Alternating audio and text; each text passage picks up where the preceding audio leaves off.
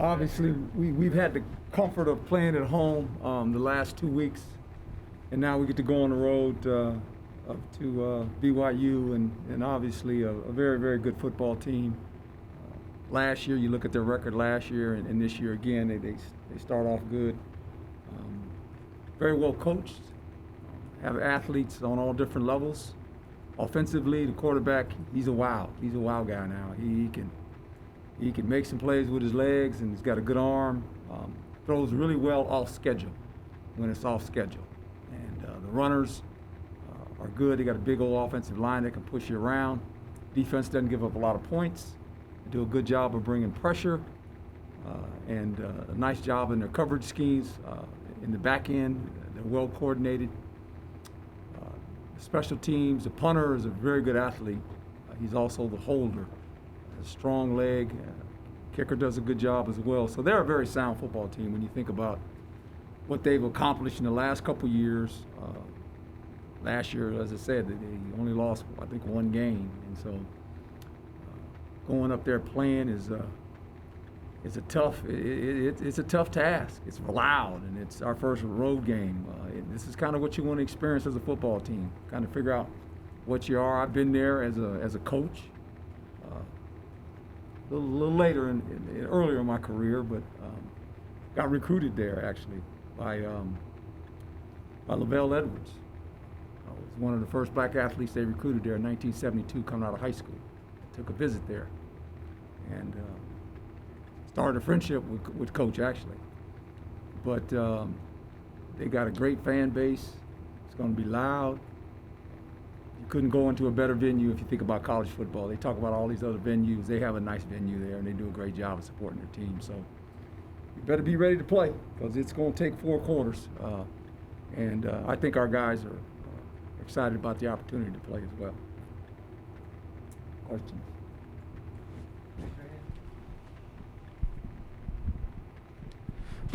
Hi, Herm Edwards, Devil's Digest. I know that you expressed your displeasure about the passing game after last week, and even going back to the season opener. When you watched film, is there any common thread with the struggles of the passing game the first 2 weeks? Well, we haven't made a lot of explosive plays, and I think when you think about passing, you want to be able to do that, right? A lot of times we're a little bit off schedule. Jaden was in my office today. We talked about it. We had a nice conversation about what we're trying to become. I think a lot of that is being familiar with the people he's playing with. As I said, I'm not making excuses, but it's just a fact. He's played with his receivers for 6 games now. And 4 of them were last year, 2 of them are this year. So I think that'll improve, that'll get better. Jaden understands that. I think the receivers understand that as well. You know, we've been fortunate. Since I've been here in the last 3 years, we've had receivers drafted. We had 2 first-round picks, and Frank made it with the Atlanta Falcons. So there's always been a guy. We got to figure out who that guy is. And it's too early to know right now, but I think as the season continues to play out, we'll figure out who those guys are. Herm, Colin Harmon, ABC 15. You talk about needing to play a full 4 quarters. I imagine the emphasis has been on getting off to a fast start, especially when you go into Provo. But, I mean, what goes into that? You can say it, but what do you need to see from your guys to have that happen? Well, don't get off to a bad start when you go on the road. That's how I look on road games. You don't get off to a bad start, because you get off to a bad start, then you're fighting. You're fighting 2 elements: the 11 guys on the field and the crowd. And so I think when you go on the road, you think different. You know, you just do, because you're fighting 2 opponents. You're fighting the emotion of a crowd, the noise, and you're fighting a good team on the field. And so, you know, to me, it's can you get on the field offensively and make some first downs? You don't even have to score. Just make some first downs. And you'd be surprised. All of a sudden, the crowd gets quiet, because they can't holler. They can't holler for long periods of time. No one can. No human being has that in his capacity in his lungs, right? And if you just keep going, then they quiet. They get quiet, because it's like, okay, they'll get loud on 3rd down. If you convert the 3rd down, guess what? They get quiet again. And then you go some more, and then before you know it, it's kind of like, so it doesn't mean you got to score, but you got to move the ball. You know, 3 and out. If you go 3 and out, it's like, uh-oh, you kidding me, right? Then now they're excited, and all of a sudden their offense has the ball, and the energy of the stadium goes up. And so there's a difference when you go on the road a little bit, when you play at home. That's just my experience, and what do I know? I mean, I don't know a lot, but been in a lot of football games. They don't change when you go on the road. You know, it's just that's why they call it the road.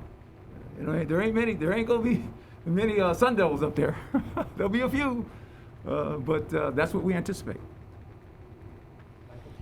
And Coach, to piggyback off that, obviously you always talk about playing young guys, and you've done it since you were here, but the first home game is one thing, they're all wide-eyed. Now the first road game, what are, not giving away too many trade secrets, but how do you help kind of calm them down on, like you said, in a hostile environment like Provo? Well, I'll mess with them all week this week. I've got some things to do. I've already been on the coaches a little bit, so I've made my voice resonate in the building. It started Sunday. So the coaches are kind of getting where I'm coming from. And players will get it too. So I can handle that. We'll be okay. Coach, Mac Friday, Devil's Digest. You've learned a lot over your time coaching football through a long off season and 2 non-conference games. What has this team taught you? What have you learned from them? They're a resilient group of young guys. They really are. And it's good to have some guys that have been here in the program since we came together, because now they're the leaders. They have a voice in the locker room. I've always coached that way. The players have to have a voice. They do. And you have to listen to them. You know, it's one thing to say they have one. Another thing when you listen. You got to be a good listener. I think that in life, I've learned that you have to be a good listener. Everybody has answers, but you want to be a good listener because you want to hear the questions. You want to gather the information. And so these guys understand that. They know that they never have to worry about speaking to their head coach, because their head coach is always available. No matter what time of day, what time of night, doesn't matter, I'm always available. And it's great when these players, they feel very comfortable talking to me, you know, and then you learn a lot about your football team. You know, and then that's hard to develop. It takes time, you know, it takes trust. They got to trust you, you know, it's like anything, any business in life, you know, the person that's kind of running it, no one really wants to talk to that guy a whole lot. You kind of talk to the people to get to the guy, right? They don't have to do that here. They can walk in my office, tell me anything they want to say. I'm all ears, and hopefully I can give them some answers. Chris Carbon, Sun Devil Source. Herm, is there any update on the status of Elijah Badger or maybe Tamarcus Davis or anybody else like that? I'm hoping he's going to be able to participate this week. Badger? Badger, yeah, that's what I'm hoping. And what would he bring? What could he bring? Oh, well, first of all, he's got to get some type of football stamina, but he has been running. So he's good that way. He's very talented now. I mean, you guys seen him.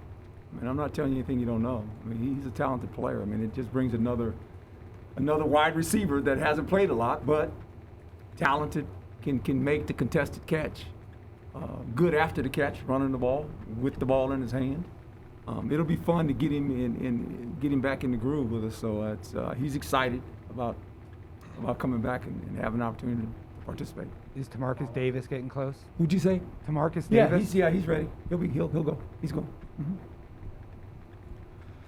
Hey, Coach, Jack Loader, House of Sparky. The running back room's a little banged up. Are you expecting to be without any of those guys this weekend? No. They're all available. As far as I know, I mean,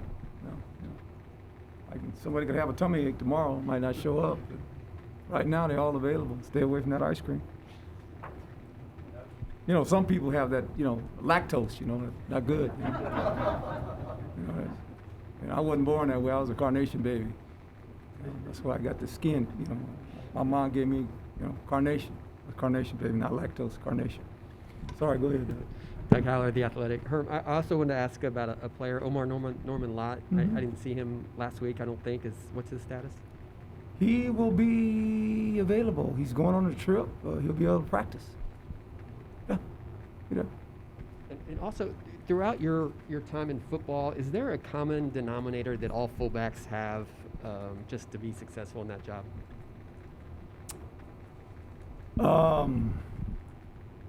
they got a workman's mentality. They don't want the ball a lot. You know, they're not needy to have the ball. They just want somebody to know, who do I block, right? Who do I block? And every once in a while, you give them a little crumb and you let them score, and that keeps them happy.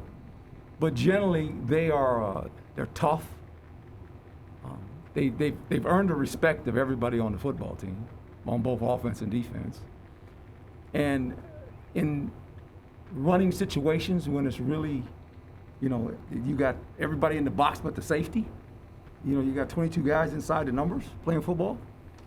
The players watch that guy play because they know if we're running it, that he's going to be a part of the blocking scheme, right? And they enjoy watching what he does because they practice against it every day. They say, we will see how these guys are going to defend this guy, right? So he earns the instant respect. We had a guy, now he ran the ball a little bit more than our guy here, Mike Allstott. We had him down in Tampa. He was a fullback, but he's kind of running back, but pretty good player, right? So I just think those guys are undervalued in today's world because of spread offenses. You know, there's no fullbacks anymore. Kind of a lot of offenses. I love a fullback. I just think that's part of your offense. It's part of your package. And with Case, we slash fullback, tight end, H-back, whatever you want to call him. He's a tough guy. He's a good football player and will do whatever it takes to help his teammates. You know, fullbacks are kind of like, they're like, you know, you buy this fancy car and you got all these things, and you're in the car and you're looking at all these pretty stereo, and you go, seatbelt. Got to put seatbelt on. Fullback's a seatbelt. Kind of keeps everything together, right? That's what them guys do. And they work, and they don't say a whole lot. It's just fun to watch him play because he's a ball of energy, and he's obviously one of the team captains. Hey, Coach. Jordan Spurgeon, Sports 360 AZ. So after looking at the tape a little bit, you mentioned Jaden needs to build a little more trust with his receivers, but what else can he do to potentially avoid having to run as much as he had to on Saturday? Well, I think it's patience, but see, when you're not familiar with what you guys are going to do, you know, you got this clock in your head when you go back and play quarterback, and the patterns are being run, and there's a certain look you're looking at, and you see the look, you say, I got to go here or there, and when the clock expires, now you're off schedule. Okay, so when you get off schedule, what are your receivers doing when you're off schedule? That has to be, it has to be like, it's not a planned deal, you just kind of, you see it, right? And that's where we've got to get better now. When it's off schedule, how do the receivers adjust? And how does Jaden adjust his eyes? If he's looking over here, does he work back over here? Because his receiver's going to come open. Those are the little things that, when you watch these guys play on Sunday, I mean, you watch the Cardinals, you know, Murray. I mean, I had him in the Under Armour game. I mean, how many off-schedule plays did he make? I mean, you look at the guy from Kansas City. I mean, it wasn't like he went back 3 steps, I'm going to throw it. He went back, oh, okay, then he ran around, and, you know, that's off schedule. And those are the guys that present the biggest problem, is the off-schedule quarterback, because all of a sudden, in the back end of your defense, it breaks down. Now, if you're man-to-man, okay, one thing, but if you're in zones, those zones get watered. They get stretched because these receivers are running around, and the quarterback is off-schedule, and he's looking, and the arm strength will allow him to throw it on the other side of the field. You got a problem. So those are the things that just happen when you play more with your guys. Gotcha. Coach, Prince James Story, Cronkite News. Since you've been here at ASU, the team is 10-1 in games y'all rushed for over 200 yards. Yeah. Moving forward, further along in this season, do you think you could keep that same success, or would that passing game need to pick up? I think you got to be balanced, but you know, when you go on the road, it's just a known fact in football and in any kind of football, the kicking game and the defense travel and running the football. That's what travels, because they can play in any conditions. You know, sometimes conditions won't allow you to throw it a lot, but you got to be able to run the football. And you're right, when we run the ball consistently, we generally win. We're 10-1 when it's over 200 yards. And we know that. Guess what? Our opponent knows that too. They know that. So you're playing against us, say you got to stop them from running. We say that every week. We got to stop people from running. Believe it or not, football is a game of you want to make people one-handed. You want to make the offense predictable. People say, why do you want to do that? You want to make them predictable. Because when the ball leaves the quarterback's hand, yeah, it could be good, but it also be bad, right? When you turn around and just give it to somebody, that's easier. Just give it to a guy and he runs for 5. Then you're always ahead of the chains, right? But when you make them throw it, if they miss one, now it's 2nd and 10. And so I think, football is a game, we love passing, we love scoring, but if you look at the teams that win and the teams that go into playoffs, or the teams even in college playoffs, they talk about the quarterback, you talk about all this stuff, well, watch how they run the ball. Just watch it. This BYU team, they run the ball. The good teams find a way to run the ball. I mean, they just do. And we lose sight of it because we like these pretty passes. And they're fantastic, man. The ball goes down the field and everybody hollers and screams and it's a 20-yard play. But at the end, look at the yards when you say running. And they go, they ran for 100+ yards, 200 yards. They go, oh, okay, ran the ball. So that's part of it, in my opinion. It's a little bit unknown. Coach Zach Keenan, Devil's Digest. Obviously, you watched NFL football yesterday. Any performances stand out to you? I don't watch a lot of it. I kind of catch it in spurts because we're playing BYU, by the way. I got a real job now, man. I used to do that when I was doing what you did. I used to watch all 12 games. Me and Chris Berman would go in there, talk about it on Sunday, and have a good old time. Right? What are you going to say? I'm going to say this. What you going to say? I'm going to say this. Now I'm looking at BYU, and every time I look at them, it scares me. They scare me more, right? But no, I just think the NFL, what I'm witnessing, and it's not hard to believe, is that a lot of the college system is in the NFL now. Spread. I mean, look at I can remember when they drafted Kyler, and everybody said, "What? I know the head coach. The head coach played for me." Right? I said he's going to put his system in, and he did. That's what it is. And they throw it around, and he makes a lot of plays, like off schedule, and they run the ball, right? And so I just think you see that more in pro football when you have a quarterback that can make a lot of unscheduled plays. You still see the guy in the pocket. I mean, the Rams got a guy, Stafford, he's in the pocket, right?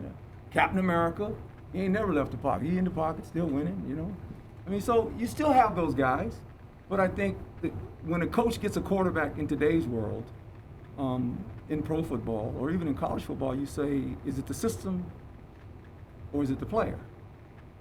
Well, it's always the player. It has to be the player.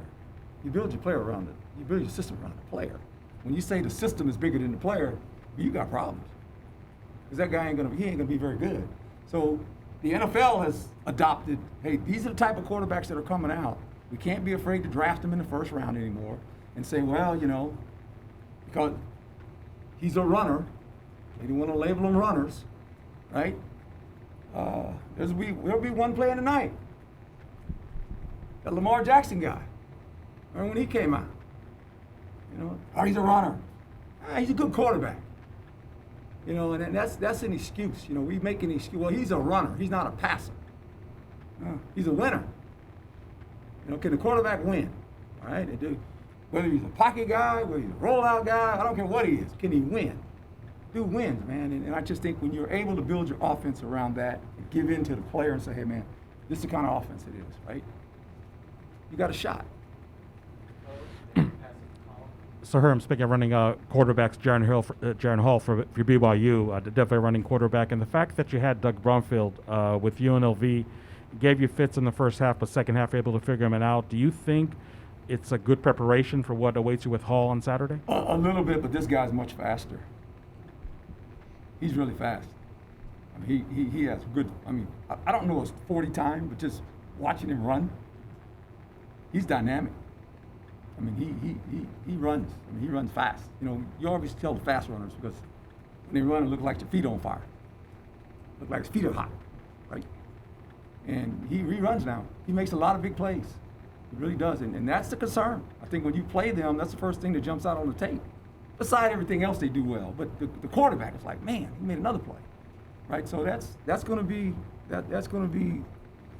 what we really got to focus on. Is can we keep him some kind of in the pocket some? Don't let him get out, beat us on the perimeter because he can run it, but he can also throw it when he runs it. He's kind of looking to throw, but if something opens up, he can go.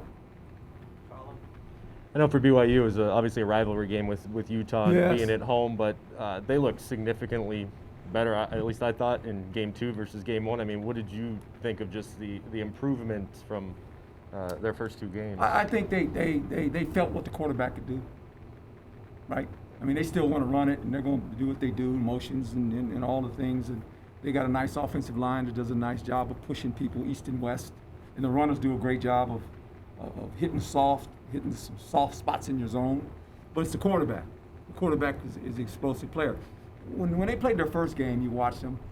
And at first, the quarterback against Arizona was dropping back. And then all of a sudden, he made a couple runs.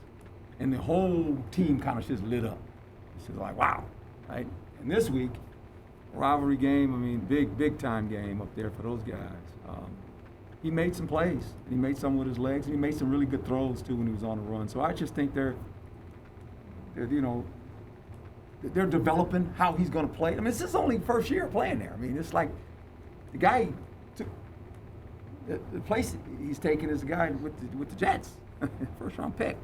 So you can imagine the pressure on this guy. He walks in there. Quarterback was here last year, won 11 games, right? You're coming in here and you're at BYU. We expect to win. We're a good football team. I commend that young man for doing that. And he's a good player, and he's going to get better as the season goes. If I can just follow real quick, I know rankings are just a number, especially early on in this season, but to have a ranked matchup for you guys, is there a different sense just among your players when they see kind of the rankings come out and what's ahead? I hope not. I just think we got to play. I don't pay attention a whole lot to those rankings. I just don't.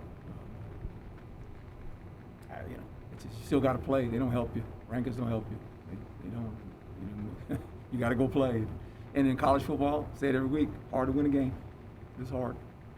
So we'll see. Coach, are you guys doing anything different this week, conditioning-wise, to prepare for playing in altitude? No. I've never talked about it since I've been anywhere. We're going to play a football game. We're in shape to play football. I've never mentioned that. Wherever I've been, I never mentioned that. I don't even talk about it. I won't mention it. Never mentioned it when I've been here or when I've been anywhere else. You just go play. Everybody breathe the same air. You just go play. Don't worry about all that. Herm, Zach has been really creative with his play calling the first 2 weeks. Where do you stand on the trick plays? I know it might be more of a college thing than a pro thing. I don't look at them. I don't. When I hear them, I turn away. When I hear it coming on my deal, I don't even look. I don't. Because they're going that way, I just turn this way. And then if the crowd is hollering, I say, work. And if they go, it didn't work. My wife hates trick plays. She does. Every time she sees them, even in pro football, she says, will you tell him to stop running the trick plays? I think the trick play that killed her, that broke her heart, was we were playing Baltimore, and we had this reverse, and it wasn't Curtis in the game, it was Lamont Jordan. And we told Lamont, I said, look, if you get the ball on the reverse and you're running around the right end, and he said, look, you got 2 options in this deal now. He said, if Ed Reed is in the middle of the field, you don't throw it. It's down the red zone. It's true story. We're on 15, red zone. Don't throw it. Talked about it all week. Just, you see him, run. We do the play, and I'm like, oh boy. Roll around to the right. Ed Reed pops up in the middle of the field. I say, he's running. All of a sudden, he thinks he's Johnny Unitas. He throws the ball. Next thing I know, I'm standing on the sideline. Ed Reed's running past me. We tackled him at the 2. My wife was done with the trick plays. I was kind of done with him too. But it's just, but it is college football. Players like it. It gets them energized. You have to be creative because these players, all this stuff, it's just, when do you use them? Zach has been in a system that they do a lot of this. So he knows how I feel about him. It's like, sometimes I tell him, well, don't use them all. Don't, just wait, save some, but then you got to get them on tape because people got to practice against them. So there's 2 sides to the coin, When is it coming? You don't know. Formations, personnel, you don't know. So it's fun, but I don't look. I won't look. I just don't. I just turn. And I just, that's what it is. It's entertainment. It's fun when they work. And we've had some that worked, right? I mean, you guys like that stuff, right? I mean, when it works. Then when it don't work, oh, why did they make that call, right? I get it. It's always a bad call when it don't work. But I get it. It's part of it. Why do I always have to follow that? We saw Christian Zenzeas for the first time. He literally just jumped back into the mix. Can you talk about what went into going with him instead of Tyler? Well, I think just the consistency of it all, and he missed the point after, but the laces got turned the wrong way, and Ethan tried to get him back, and as the ball was on the ground, you could see it, and he kicked it to the left. But we needed some consistency, and I think Tyler, I don't want to put him in a position where, you start missing some, and then it becomes, wow, right? And so he was available. I mean, I had this conversation a month out. This conversation, the hell else was going on with me. It's not just 2 weeks ago. I was kind of simmering it, right? Kind of just letting it sit over there, and just watching things happen and going, okay, well, now we're gonna get into some games where we got to make sure when we get inside the 30, that we got a guy that can 90% of the time or more can make it. Who's done it? He's done it in some big games. He's won some games with his leg for us, right? And so he was happy about the opportunity to come back because he didn't go anywhere. So it just it worked out for everybody.